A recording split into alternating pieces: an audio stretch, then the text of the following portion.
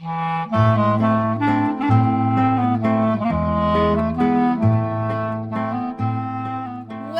to Couples Therapy in 7 Words. I am your co-host, Judy Alexander, and I'm here with my husband, Dr. Bruce Chalmer. Well, hello, Judy, and hello, viewers and listeners. Our topic for today is... How do I get over a breakup when I have to see my ex every day? So we will have a lot to say about that. It's kind of interesting. Here I am, couples therapist, right? I deal with lots of people who are, in fact, breaking up and broken up, and well, I'll be commenting on that a bit more. Before we do that, let's invite you all to let folks know about this podcast. Do the sort of things that folks do to do that. What was that? Like rate us and subscribe and follow and all those kind of things that people do on social media. Right, 5-star rating. Yeah, that we would love 5-star ratings. And tell your friends. Just right, follow us, share, tell your friends, let everybody know. Yep, and you can find it when we put out this video. You'll see over at the top of the screen, I've got my website there. If you're watching, that's right. Good point. So you may be listening.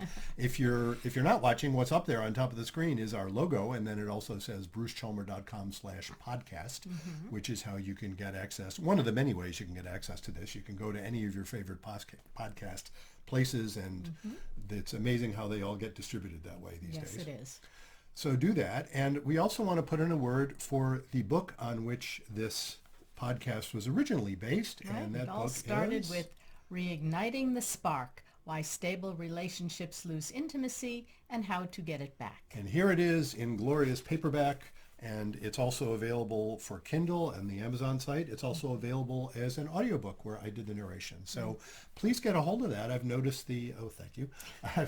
I've noticed the sales are sort of pick up as the podcast stuff picks up. I guess anybody who's in marketing would say, well, duh, but that's how it works. So glad to see that happening. That's right. As more and more people find out about us and spread the word, our sales pick up and our listenership and watchership, our audience. Viewership, there's the word. Viewership, thank you, all pick up. And while we're on the subject of sales, by golly, you can get merch. Couples Therapy in 7 Words merch. We've got our wonderful mugs here that have the logo on one side and our inspiring message on the other.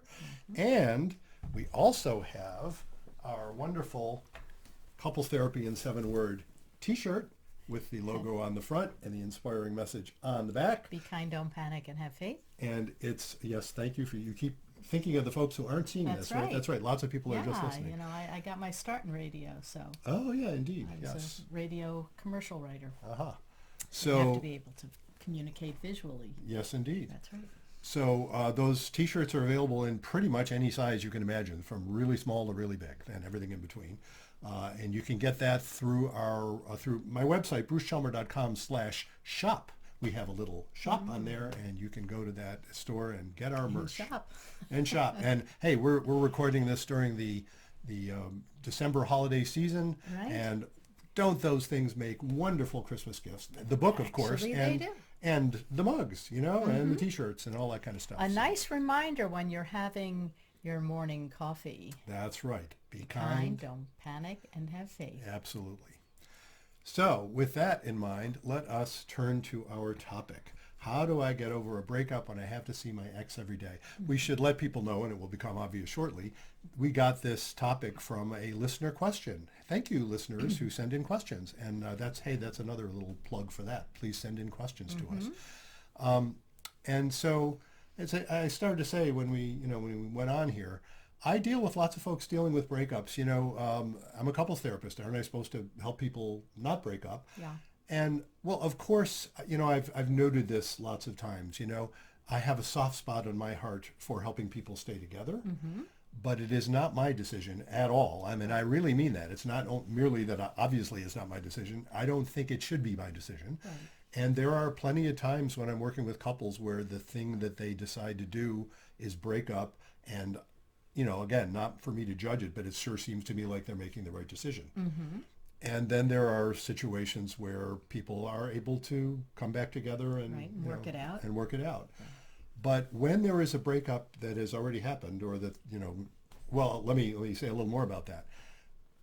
Anytime there is a breakup, I don't have research to support what I'm about to say. This is just sort of an observation, and I realized I don't have a random sample of people. I have people who are coming to a therapist. Right. People who come to a therapist, it's rarely a mutual decision to break up. If it's mutual, perhaps they don't even need a therapist. Lots of breakups probably happen where both people say, this just isn't working. Best wishes, but we're fine. When they're coming to a therapist, it's usually because there is a dumper and a dumpy. And it sucks to be both of those things, but Sure. it especially sucks to be the dumpy, right? Because the person who is being dumped is not the one who chose the course. Right. It's being imposed on them. And I hasten to add, I am glad we live in a culture where either party can decide to be the dumper. The fact that either anybody in any sort of relationship has the power to impose a breakup on the other person. You can't force me, or I can't force you to stay together. That's good, I think, because the consequences of not having that possibility are an awful lot of repression. Right. So it's really difficult to be in that dumpy position, but the dumper needs to have that right to do it. And so a lot of the work involved in helping people with a breakup is often, sometimes I see it in the first session.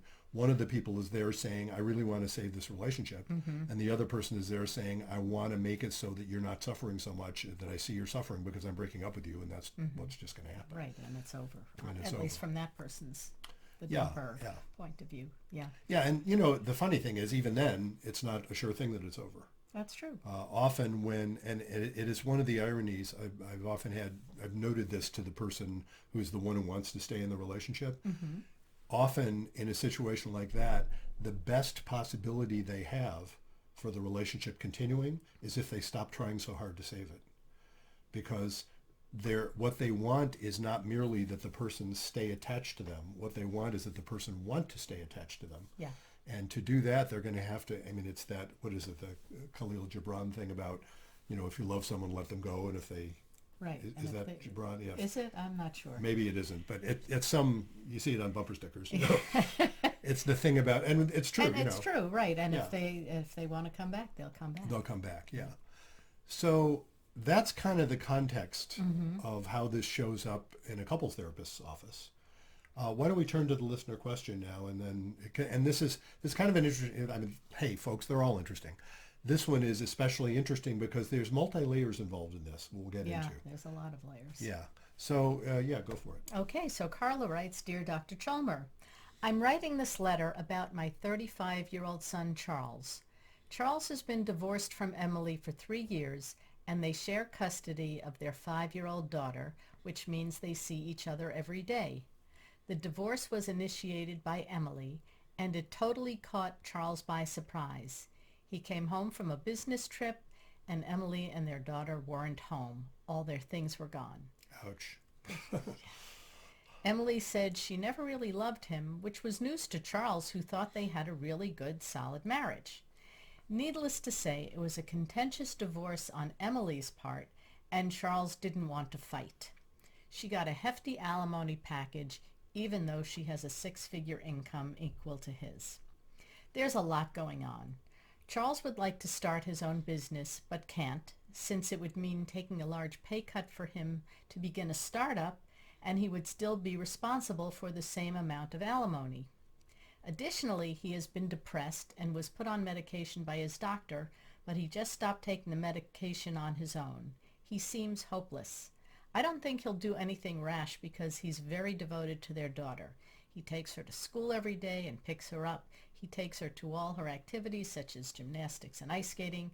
I think he thinks Emily will eventually come back to him when she realizes she'll never find anyone more devoted to her than he was. We don't live in the same state, so I can't be there for him.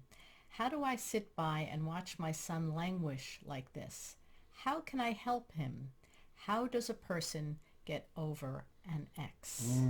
Thank you, Carla, for that question. Wow. So Man, so there's a lot of stuff happening here. Right. Now, not to put you on the spot, he says, putting you on the spot, But I want to see. I'll quiz you a little and see what you think. It's not Okay. really a quiz. It's really just a hey, here's your perspective. I want to invite your perspective. Imagine you're a therapist, Uh-huh. and because I've gotten calls like this, Uh-huh. or initial sessions like this. Yeah. Where do you suppose? Well, I don't know about me, but where would you start? Where would you start with this person? I don't know. I don't know. I want to get the therapist viewpoint on this because I don't even know where to begin with this couple. I mean, Charles is Aha! the dumpy. But you already said something. Charles. No, you said I don't know where I'd begin with this couple. Ah, okay. I would not begin with the couple because I'm not talking to the couple. Right. And the couple did not ask the question. You're right. And that's the first thing I want to note about this in terms of multiple layers. This is Charles's mother asking the question. Right. Obviously, she cares deeply about her son and no doubt granddaughter and even no doubt ex-daughter-in-law. Who knows? Right. She's not saying anything nasty about the ex-daughter-in-law, whatever. I mean, she's not happy about the situation. Right. And her questions at the end, I'm looking at the letter here, her questions at the end, how do I sit by and watch my son language like this? How can I help him? How does a person get over an ex? Those are, well, at least two different questions. Yeah. How do I sit by and watch my son language like this? How can I help him? That's one question. Right. And how does a person get over an ex? I want to answer those as two completely separate questions because they Well, have, they are completely separate they're questions. utterly separate Yeah, questions. Yeah. And the person that I'm working with, if I got this letter, or if Carla showed, what's her name? Carla. If Carla. Carla showed up in my office, I would be working with Carla with great, look, anytime I work with anybody, I care about the whole system. You know what I mean? Sure. It's not like I'm saying, well, I only care about you and never mind your son. No, of course not. I don't know. I mean, if Carla were in my office, I would know her, but I don't know the people she's talking about, you know, Right. but I care about them too. Nevertheless, that first question, how can I help him, is really a question about how can Carla be okay with this situation, or as okay with possible, dealing with a situation in which, by her own noting, she has limited power. What can she do for her son? So I'll tell you the things that come to my mind about what Carla can do for her son.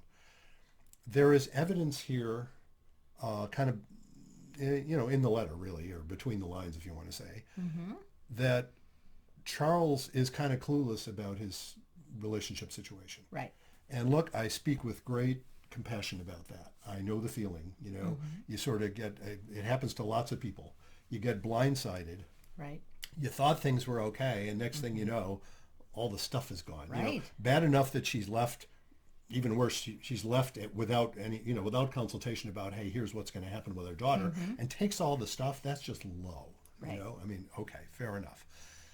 And he was clueless. He still thinks there's something in here actually a little bit creepy, frankly. The bit about, I think he thinks Emily will eventually come back to him when she realizes she'll never find anyone more devoted to her than he was. Right. That's something that abusive men say to women a lot. I'm not trying to initially, I'm not trying to conclude that that's his situation, but that's scary. Now, it's coming third hand at us. You know what I mean? It's like, yeah, this is what Carla's saying about that she's heard from her son, and she didn't say he said that.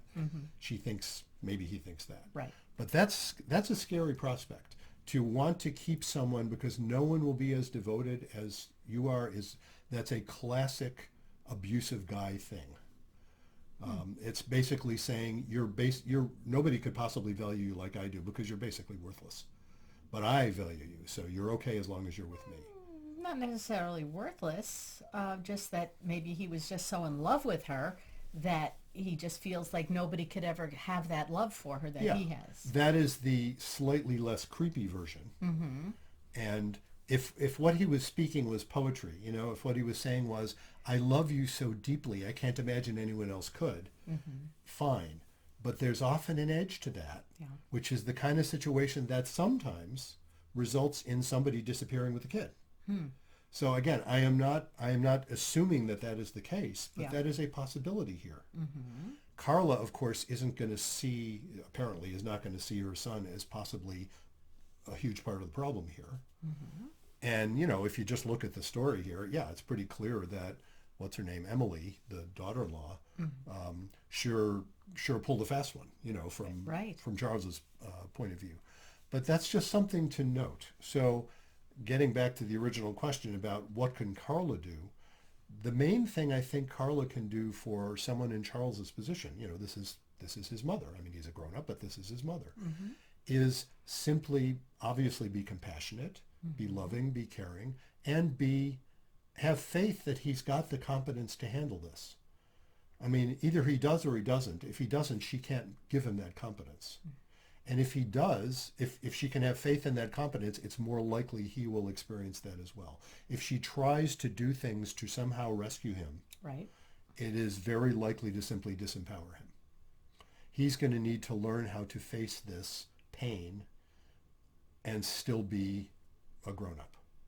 And that's a really tough thing to go through.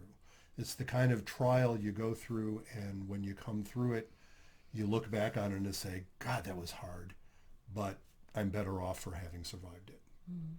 So, that would be the sort of thing I would want to work with Carla on. And it would be a lot about, again, if I were doing individual therapy with Carla, which nowadays I'm focusing on couples therapy, but Right. I've done lots of individual therapy in my career, and I've worked with a lot of people in this situation, really, upset about their adult kids, difficult lives. Mm-hmm. And it's really about helping them find ways of having faith that things will be as good as they are, but, have faith in your kids that they can handle this. Because that's, I think, the best thing a parent can do for their adult kids is be loving, be compassionate, be helpful in whatever practical ways she can, but she said it's kind of limited. She doesn't live in the same Right. state. But also be confident, express confidence that their adult kids will have to figure stuff out Yeah. and that they're capable of doing so. So that's the Carla side. So that's Now, the easy side. That's, yeah, Well, easier. easier, It's I not, mean, here, it's not easy to do, though, when you're in that situation and you see your child in such pain. of course, you know. yeah. Oh, it's very hard. But yes, but the second part, how does a person get over an ex? Yes. He's still carrying a torch for her 3 years later. Exactly. Yeah. And that one, so now let's imagine, because again, if we're talking to Carla, Mm-hmm. we don't even know really what Charles's story would be. Mm-hmm. We know what, and again, I'm not saying Carla is making stuff up. I'm just Mm-hmm. saying she's got her filtered view through her own care for her son. Right. But it'd be interesting to talk to Charles, but we're not talking to Charles. Right. But let's imagine for the moment we are. Okay. So Okay. let's say that this letter was written by Charles, who's saying, Okay. I'm having this problem. It's not my mom writing, it's me, So what do you do in a situation like that? Well, here's a brilliant observation. It's damn difficult. That's what it is. When folks break up, this is hardly surprising front page news here. It's a lot easier if you can be out of contact for a while. Right. When folks who don't have a child Mm-hmm. break up, Mm-hmm. if they can manage, and I've worked with folks in this very situation. They don't have a kid, they don't have complicated ties together. They're not in business together, things like that. And so the general advice is, even if they don't have to be angry with each other, Yeah. but their best bet is do not be in contact for as long as possible. Yeah. Well, that's sometimes couples, even if they don't have children, they travel in the same social circles. That's true too. So when you break up, one of you forfeits your friends, Well, basically, it and often that feels kind of that puts way. you on the outs. Or if you're included, it's hard to be with that person together. So, like you said, you kind of have to step back. You do, and But- that's and it's, if you can look at it as therapy for yourself, to say, you don't have to hate the person. Well, it's, I happen to qualify that a little bit. Seems to me, here's another one of those kind of overgeneral statements, because I haven't done rigorous research on this, but it sure seems to me that even when couples are breaking up in whatever you would call the least toxic circumstances, nobody's cheated, they just figured out it ain't gonna work, it seems like they got to be pissed at each other for a while. Sure. It's how you mend your heart. Right. You have to feel like, oh, this is a bad person for me to be around, even if you don't want to feel they're a bad person. And so, again, that's just one of those things that says, if you can manage to do that practically, it'll be that much easier to get over. It takes a while, even then, to get over. Now, the problem here, of course, is this isn't one of those circumstances where they don't have a connection. Correct. They have a 5-year-old daughter, and Correct. who was apparently, what, 2 years old when they split up. Yeah. And boy, that's really hard because they don't have the option of not having a relationship. Mm-hmm. And they're going to have to find a way. And of course, from the sound of it, there's nothing in this letter that implies that Emily is a terrible mother. Mm-hmm. And Charles is not alleging that, oh, Emily's abusive or, shouldn't Right. be around their There's child. no evidence of that on either part. Exactly. And moreover, you can infer by the fact that they do see each other every day that Emily is not preventing Charles from contact with their daughter. Mm-hmm. And the fact that he wants Well, it to... says they have shared custody. They have shared custody. Exactly. Well, they And had he's to agree taking to her that. to school and all her activities. Exactly. So the fact that they've agreed on that stuff certainly is all to the good in terms of their being good co-parents. But it does mean it's... What does it all boil down to? It's like, gee, sorry, Charles, it's not impossible that Emily would want to come back to you. I guess it's this thing I was saying earlier, But his best bet for that is to stop wanting that so much. Yeah. Because... But how do you do that? Yeah. How do you do that? How do you stop the wanting? Yeah, I wish I had a formula, Yeah. It's funny. Now I'm gonna backtrack on that. I don't wish I had a formula. I think any formula anybody has for that is inherently, messed up. And any formula, if you reduce that to a formula, you can't reduce somebody's loving or not loving someone to a formula. I don't think it's possible. It's Yeah. more organic than Mm-hmm. that. And, some people can do it and some people not. I'll tell you a way that's probably a bad way that people use all the time. Could you guess? Can you guess what people like Charles do a lot to try and get over a relationship like that? Jump into the first relationship Bingo. they can find. And that is known as a rebound relationship. Mm-hmm. And what characterizes a rebound relationship, it's funny because, folks who heard about our story Mm-hmm. know that, the way my silly way of saying it was, I was single for a good 10 minutes before we met. In other words, I completely broke this advice, Right. and it's worked out wonderfully. It's worked out well for us. Yeah, and I'm saying, yeah, because what we have, even though it sure looked, not from your perspective, because you'd been divorced for years, Mm-hmm. but from my perspective, it sure looked like, gee, wasn't that a rebound relationship, but it didn't turn out that way. Well, the reason was that what characterizes a rebound relationship is precisely the situation that Charles was in. In my particular case, there was absolutely no question of getting back together with my ex. Right. It was, I don't have to go into the details, but it was... You can watch our story. You can watch our story. Watch yeah. the podcast. Yeah, watch the podcast how our story. Beshert. Yeah, it's Right. called Beshert, the Yiddish word. Yeah. But the point was, I had grieving to do, but I had no doubts. Right. And never did. And had the blessing of my ex in she was glad I met you, Right. precisely because then she didn't have to feel so bad about, my heart being broken, I mean, it was all good in that way. And that's why it wasn't a rebound. What characterizes rebound relationships is the person isn't done with the previous relationship. Right. And so they're not open to actually meeting another human being. Right. So if Charles, I'm getting can all call familiar him with him Charlie. now. We're very familiar Good old with him Charlie, now. now that I know him so well. If Charles got into a relationship, he would have a really hard time actually. It's hard enough when you first meet somebody. Sure. All you have is illusion when you first meet someone. You're just projecting onto them everything, when you start to feel those feelings. And then over time, you are disillusioned, and I don't mean that in a pejorative sense. I mean that in just a literal sense. It's like your illusions get replaced by actual experience. Well, you're not open to that if you're pining for someone else. Right. And, woe betide the woman who would get involved with Charles at this point.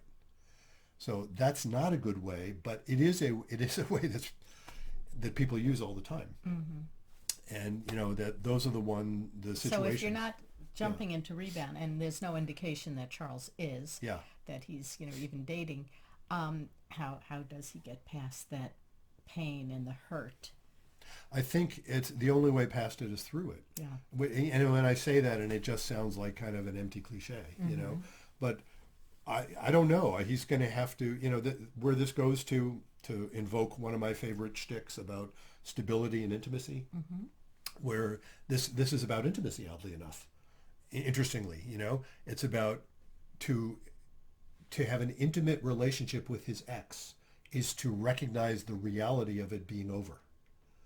And that's painful. And as I always preach, what intimacy requires is tolerating anxiety, Right. not trying to avoid it. Right. So he's going to have to tolerate the level of anxiety without losing his stuff. And that is not easy to do. No. So, I don't have a wonderful formulaic answer, like, here's what to do, and you can find, I'm sure there's books on this where, and, I don't mean to be dismissive of other people's books. I've got my own, I don't want them to be dismissive of mine. There's all kinds of ways of trying to give ideas, and there's probably lots of good ideas out there. Basically, there are ways to keep busy while you're waiting to heal. Yeah. And Yeah. I mean, I don't know if Charles has any separate activities that he can get involved in. I don't know if he's involved in a faith community. Sometimes that helps. Yeah. Sometimes maybe just doing something for himself. Well, that's the key. Because he's so wrapped up in his child's activities, and he's taking her to her classes and he's taking her to her after school activities, but what is he doing for himself that he's able to nourish his soul and either find a support group, or not even not like a formal support group, although that's a possibility too, but just a group of friends. If he's does a sport like a pickup volleyball game, or pick up pickleball, or going hiking, or a meetup club that has people with the same interests that he has. Well, and it's interesting because you're describing a whole bunch of things. I can kind of relate this to my bit about, if you turn those into rules or procedures, it won't work. Because I'm not saying turning it into No, rules. I know you're not. Yeah. No, what you're describing is, it's the same kind of thing, though. You're describing a bunch of things that people do when they're starting to heal. Yeah. And so you're saying, well, do those things and maybe you'll start to heal. And I don't disagree with that at all. Yeah. But it seems to me it's more likely that what happens is you start doing those things when you're starting to heal. Do you know what I mean? It's kind of a chicken and egg problem. And so you're absolutely right. All of those are great ideas. It's like, get out of yourself. Right. And don't be so wrapped up in this grief. Right. But what that requires is a level of acceptance that he is not showing. And I don't know how to invite that other than to let reality be what it is. And so now I want to hop back up to the level of mom. Okay. Of Carla. Back to Carla. So now we get back to Carla. So what she's going to have to be able to do is accept the situation rather than trying to fix it. And in doing that, that's the way she can help her son, is by conveying to him that she accepts the situation, that she is compassionate for his pain, but that she can't really do much about it other than be compassionate, which is, hey, that's important, but she can't fix it.